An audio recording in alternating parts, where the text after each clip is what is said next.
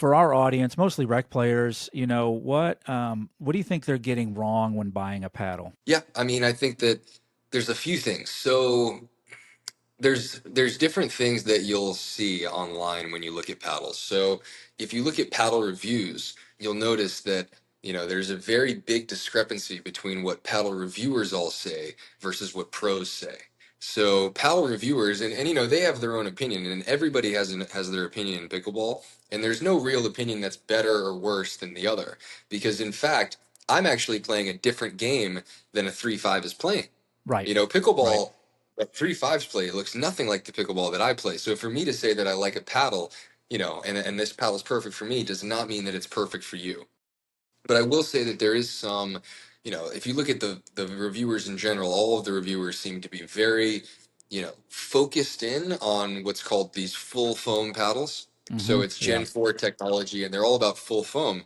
But then if you watch the pros play, the top 40 pros, there's only two or three of them that are using full foam paddles.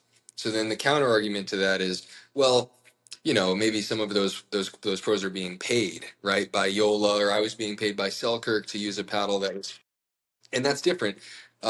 So then you really want to look at the pros that are not being paid. So this is Yeah. actually where you get the most subjective assessment of which paddles are the best versus which are not. And so those are the pros that are not under contract. They're not getting paid to use a paddle. They're just like, look, I'm just going to use whatever's going to, help boost my career. And those players are overwhelmingly choosing paddles that are not full foam.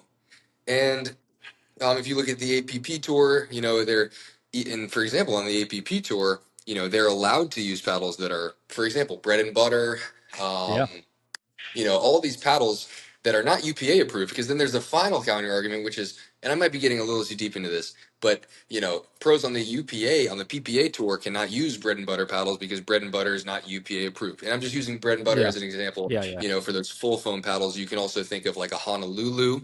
hmm Uh, those paddles are not PPA approved, but they are USAP approved, and APP players that are allowed to use any paddle in the world that they want to are still using paddles that are not full foam. They're using, for example, there's a bunch of them that are using RPMs, but there's also a bunch of them that are using Yolas. So I think it's interesting, and I'm not saying, and I guess that also then begs the question: maybe the pro game, which is different from the amateur game in a lot of respects, maybe the pro game lends itself more to that Gen 3 style of construction, which is not full foam. It's actually a honeycomb paddle. hmm I prefer the feel of honeycomb, even though it's technically Gen 3 as opposed to Gen 4, which is full foam. Um, Maybe 4.0s like full foam better because it feels more like a solid block. Like a good pop. Um, Yep.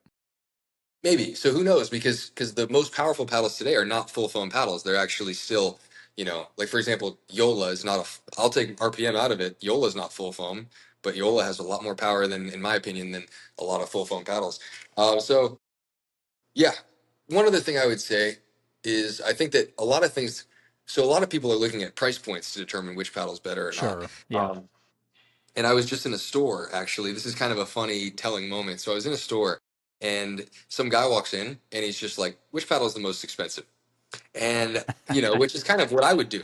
It's funny Yeah. because when I first started playing, that's what I said. I was like, look, if you have some disposable income, you don't know anything about the game. You're like, whatever the most expensive one is, that's Right. probably the best. That holds true in other industries to some extent. So then I said, okay.